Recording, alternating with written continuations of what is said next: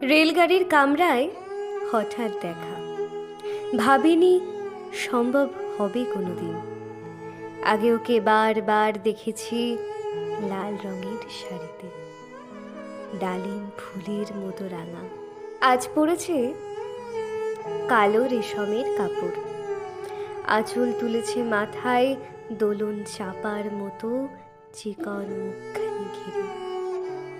মনে হলো কালো রঙের একটা গভীর দূরত্ব ঘনিয়ে নিয়েছে নিজের তার চারদিকে, যে দূরত্ব সর্ষে ক্ষেতের শেষ সীমানায়, শাল বনের নীলাঞ্জনে। থমকে গেল আমার সমস্ত মনটা। চেনা লোককে দেখলাম অচেনার গাম্ভীর্যে। হঠাৎ খবরের কাগজ ফেলে দিয়ে আমাকে করলে নমস্কার।